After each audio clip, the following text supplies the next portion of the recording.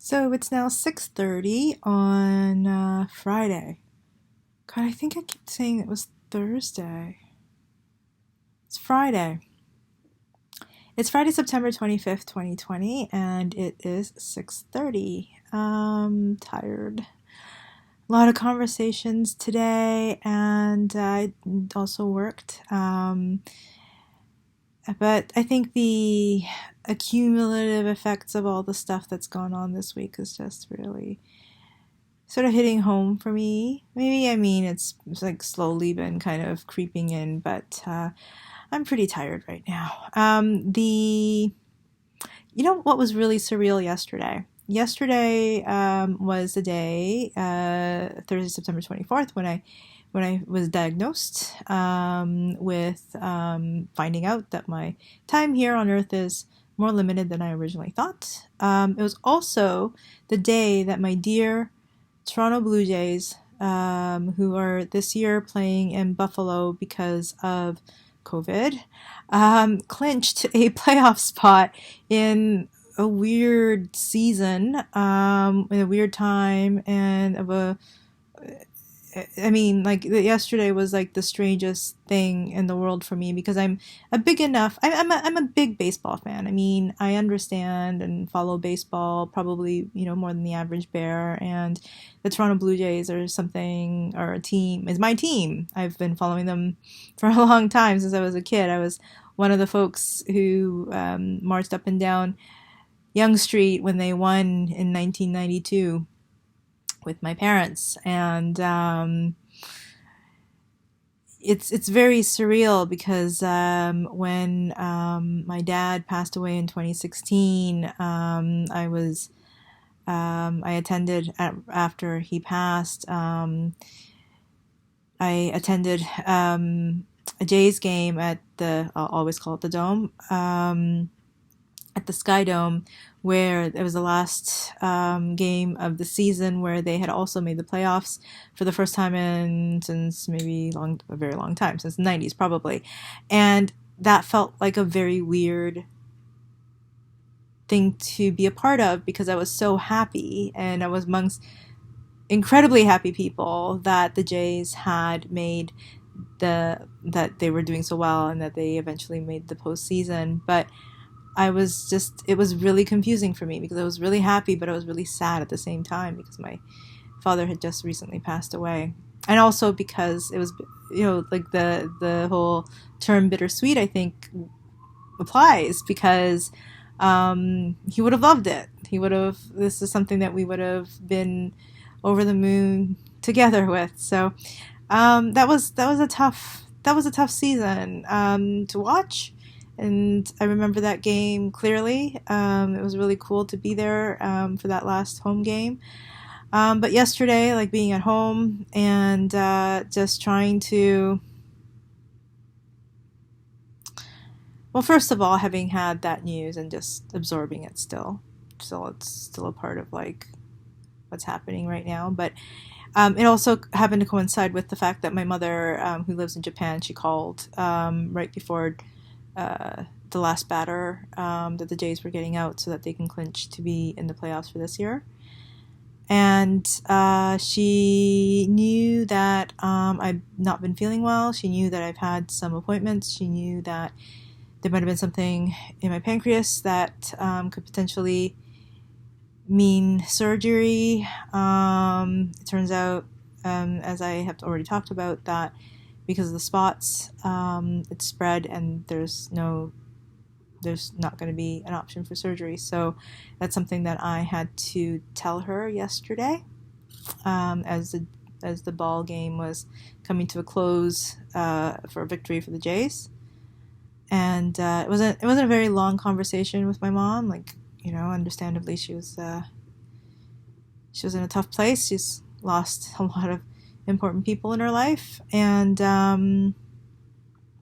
so I came out from the bedroom from having that conversation with the Jays, the final out, and celebrations all around, a lot of happy people on TV, and a couple of pretty sad but sort of happy about the Jays people on the couch here in my household. So Yeah, so that was yesterday, and today, still waiting for my COVID results. It was done at 8 o'clock this morning.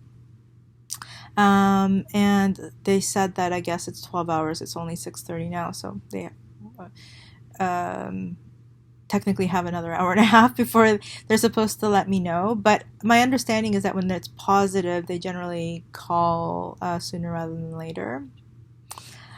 But while I was checking on the online portal, they have something called MyUHN.ca or something like that, which is a university health network, My University Health Network, and it shows you all the records and all the notes and everything that's all the blood results and the tests and all that kind of stuff that they do there. It shows up on this portal, and I looked at the note today that was posted by the surgeon talking about the diagnosis. I don't know if that was exactly the best idea for me to have read that, but I mean, it was there, and I read it, and it's to see in sort of black and white on the screen, palliative,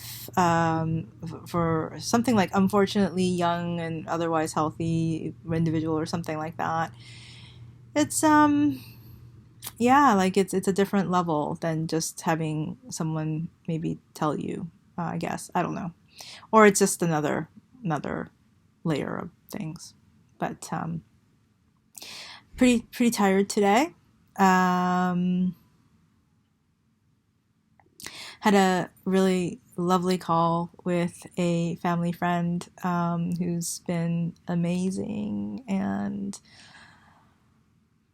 so incredibly generous in so many different ways for so long for me, and I just don't even understand how. I just don't understand. I also had a nice conversation with a colleague, just to talk about sort of next steps that I was thinking about for my practice, and kind of went over what I'm going through right now. And it was an interesting kind of a conversation, because he's always been a colleague of mine, but never really said, like, we're friends. And like, it's funny when you're younger, right? Like, as soon as you make a connection with somebody, you're like, we're friends.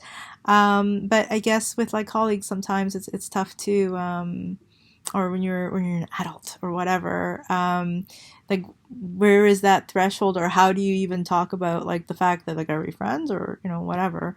I guess it's maybe, I don't know, it's just a funny thing. So while I was on the phone with him today, I said, like, it'd be really great just as a friend if we can touch base every so often. That would be fantastic. And he agreed, so I'm pretty happy about that. I like to watch. I love food. I've always loved food. Food was the love language of my family.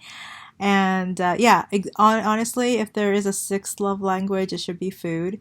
And that's definitely the love language that I speak. And I watch a lot of food videos on YouTube, and it's hard right now because I can't really eat a whole lot without getting sick, and I don't know if that's going to change moving forward, or if my chapter of being able to eat good food and to enjoy it and to taste it, whether that part of my life is over now. I don't know. So that's something that I'm wondering about, but kind of mourning at the same time. And that's where we are for 6:38 on Friday, September 25th, 2020. I hope you're taking good care, and I will talk to you real soon.